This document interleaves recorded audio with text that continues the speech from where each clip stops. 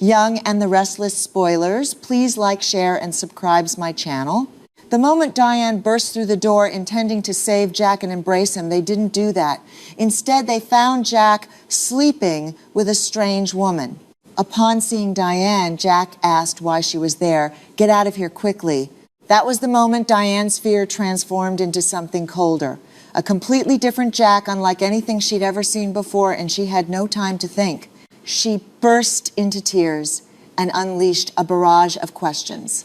I'm Patty, Jack's ex-girlfriend, and from now on, he and I will be together. Do you hear me? Let's break up. It sounded like a rejection, a blunt, harsh rejection, leaving no room for misunderstanding. For Diane, that moment was unbearable. She didn't argue anymore. She didn't try to understand. She broke down. Kyle and Billy were there immediately, unable to comprehend how hurtful Jack's words had been to Diane and how he thought he was so clever. He had to pay the price.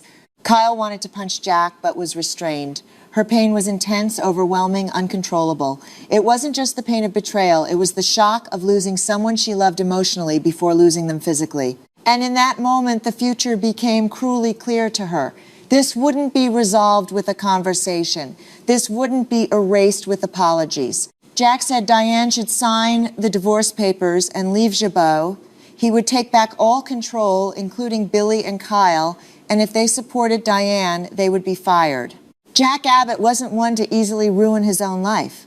He has flaws, he's stubborn, he's sentimental, but he's not this reckless. He doesn't throw away loyalty overnight. He doesn't humiliate his wife in front of his son without reason, yet that's exactly what he's doing.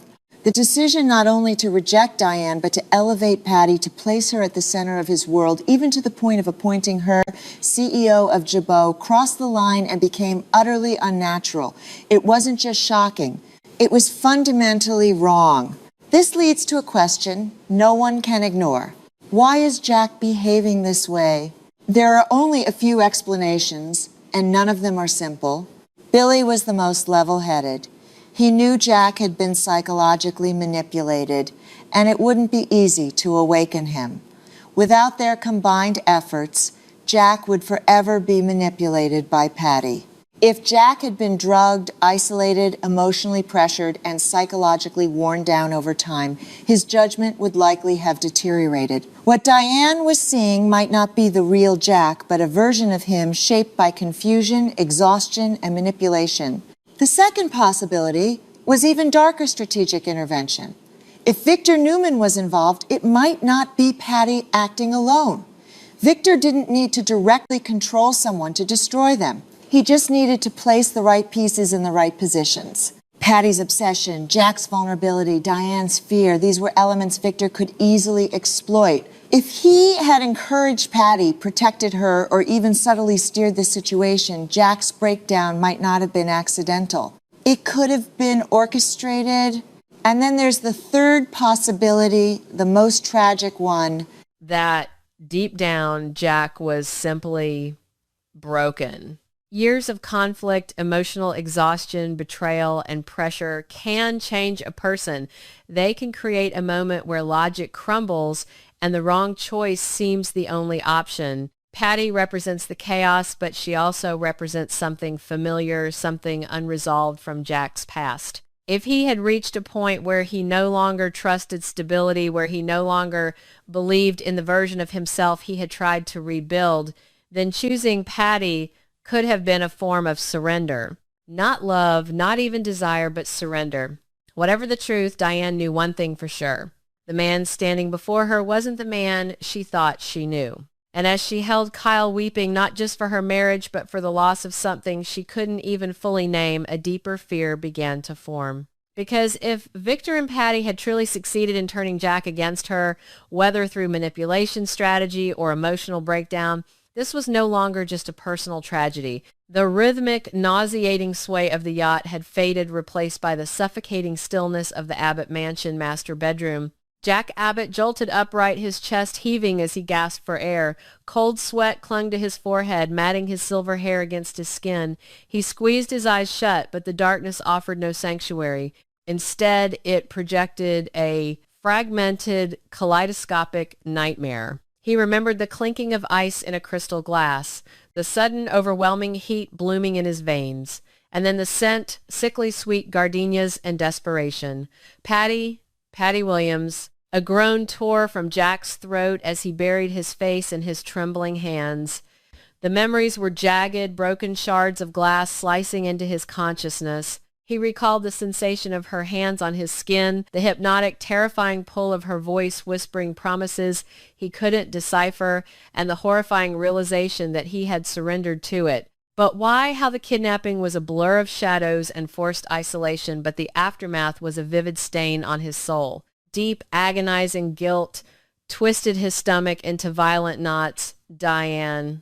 Oh God, Diane. He remembered the sound of her voice shattering the heavy air of the yacht's cabin, the sheer devastation in her eyes as she stood in the doorway. He had betrayed the woman he loved, the woman he had fought so hard to rebuild a life with, and he couldn't even construct a coherent timeline of how he had ended up in the bed of a woman who had historically brought nothing but ruin to his family. The heavy oak door of the bedroom swung open with the force of a thunderclap. Diane Jenkins stood on the threshold, her posture rigid, her eyes blazing with an inferno of unshed tears and unadulterated rage. She didn't look like the poised, elegant matriarch of the Abbott family. She looked like a woman who had just watched her world burn to ash. Diane, Jack rasped, his voice cracking. He swung his legs over the edge of the mattress, desperate to close the distance between them, but the sheer venom in her glare paralyzed him. "Don't," she hissed, her voice trembling with a terrifying, quiet fury. "Do not say my name. Do not look at me with that pathetic, wounded expression, Jack." "You have to listen to me," Jack pleaded, extending a shaking hand. "I don't know what happened. I was taken. I was drugged. My mind... it's a complete blur. I would never choose this. I would never choose her over you." Diane let out a harsh, bitter laugh that echoed off the high ceilings. "A blur, is that what we're calling it? Because from where I was standing, Jack, you looked remarkably present. You didn't look like a hostage. You looked like a man who had exactly what he wanted." "That's a lie. It was a setup. Someone orchestrated this to destroy us.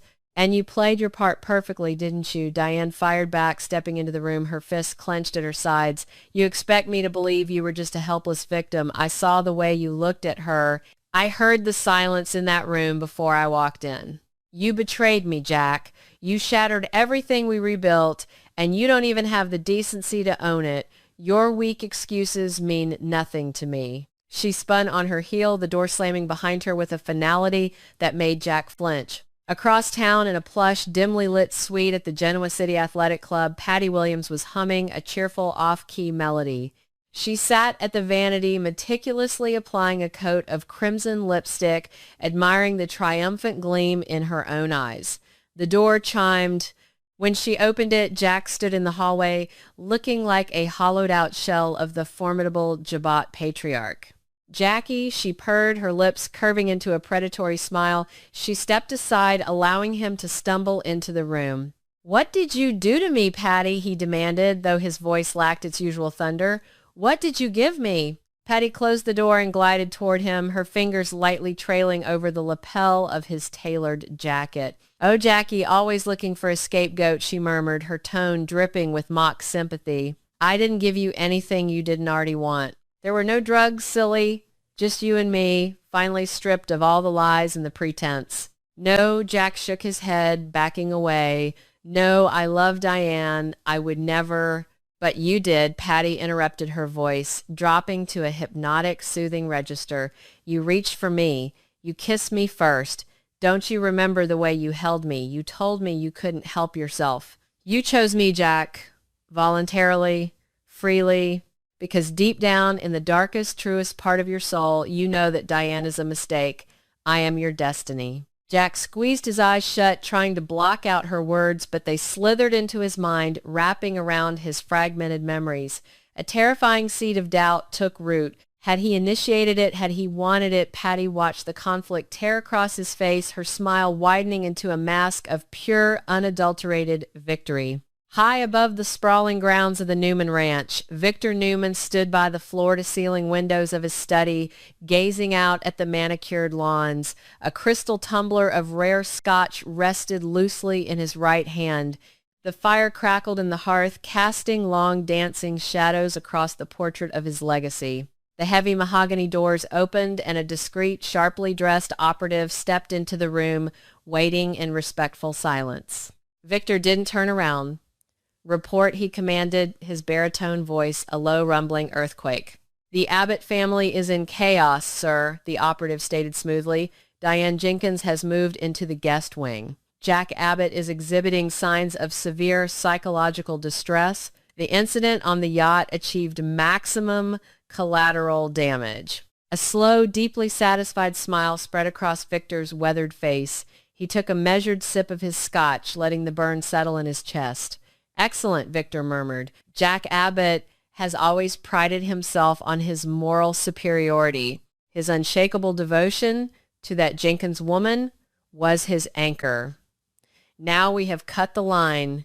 He is adrift." And Miss Williams, the operative, asked, "Patty is performing her role flawlessly." Victor replied, finally turning to face the room, "She is the perfect instrument of his destruction. She believes she has won his heart, while I know I am winning his empire. The plan to weaken Jack is progressing exactly as intended. He will tear Jabot down from the inside, and he won't even realize he's doing it until I am standing over the rubble." The atmosphere in the Jabot Cosmetics boardroom was thick with an uneasy, suffocating tension.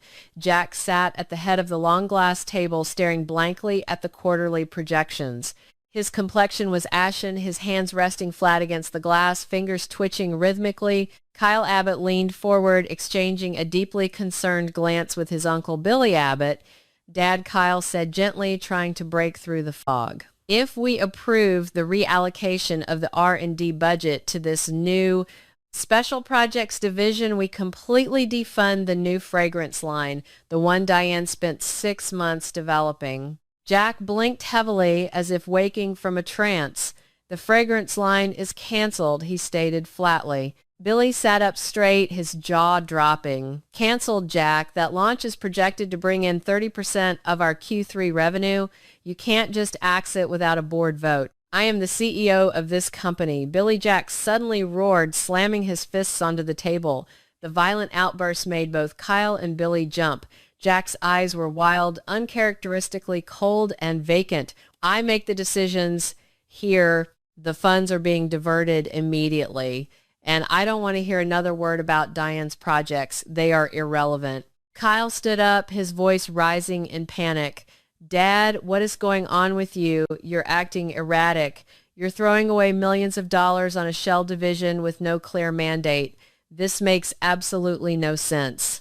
"Back off, Kyle," Jack snarled, standing up to meet his son's gaze. "Both of you back off. If you cannot fall in line with my vision for the future of Jabot, you can clear out your desks. Meeting adjourned." Jack stormed out of the boardroom, leaving Kyle and Billy staring after him in stunned, horrifying silence. Later that evening, in a nondescript, soundproofed office on the outskirts of Genoa City, Jack reclined in a leather therapy chair. The room was shrouded in shadows, illuminated only by a single rhythmic pendulum swinging back and forth on the desk. Behind the desk sat Dr. Evans, a man with a voice like velvet and eyes like chipped ice. He was a master of the human mind, a ghost in the psychiatric community, and currently the highest paid asset on Victor Newman's clandestine payroll. "Breathe in," Jack Dr. Evans instructed softly, his voice a metronome matching the swing of the pendulum. "Breathe out. Let the noise of the day fade away. Let the guilt dissolve." Jack's eyelids fluttered, his breathing slowing to a shallow, hypnotic rhythm. His conscious mind was slipping beneath the dark waters, leaving his subconscious exposed and vulnerable. "You are carrying a heavy burden," the psychologist murmured, leaning closer. "A burden named Diane. She is the source of your pain. She is the anchor dragging you down. But there is a light in the dark. Do you see her, Jack?" "Patty," Jack whispered, his voice devoid of emotion. Yes. Patty, Dr. Evans reinforced carefully, implanting the command deep into the fertile soil of Jack's fractured psyche. Patty is your savior. She is your true partner. You belong to her. And Jabot. Jabot needs a new direction. When you hear the word legacy, you will trust Patty implicitly. You will give her the keys to the kingdom. You will tear away the old to make way for the new. Do you understand? I understand. Jack droned, a hollow puppet dancing on invisible strings.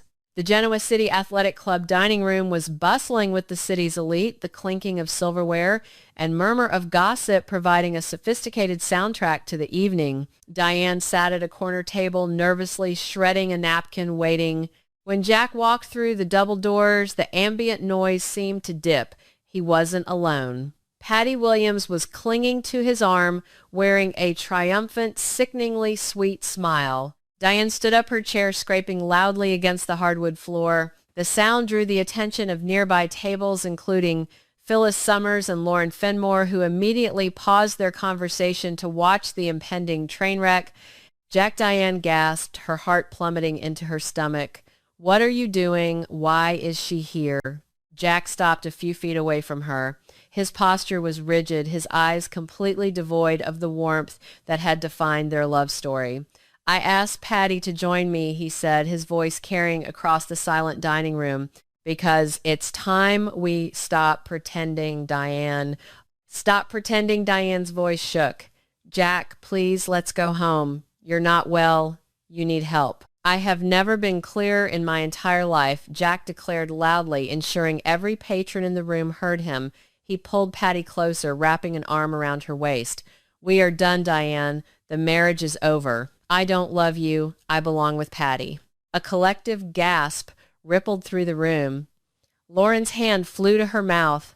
Phyllis's eyes widened in sheer disbelief. You're lying, Diane whispered, tears finally spilling over her lashes. This isn't you. It is me, Jack said coldly, and I want you out of my house by tomorrow. He turned his back on his weeping wife, escorting a beaming Patty to a prime table in the center of the room. The shockwave of his public declaration reverberated through Genoa City, leaving a trail of devastation in its wake. The shock of the GCAC confrontation was nothing compared to the earthquake that hit Jabot Cosmetics the following morning. The executive team had been summoned to the boardroom for an emergency mandate. When Jack entered the room, fell dead silent. He didn't take his usual seat at the head of the table. Instead, he stood aside, gesturing toward the doorway. Patty Williams strutted into the room dressed in a sharp designer power suit that looked entirely out of place on her. She carried a leather portfolio and a terrifyingly confident smirk. Ladies and gentlemen, Jack announced, his tone brooking no argument. I am restructuring the executive hierarchy of Jabot Cosmetics. Effective immediately, Patty Williams is appointed as the new Chief Strategy Officer and co-CEO. Chaos erupted. Kyle slammed his hands on the table, springing to his feet.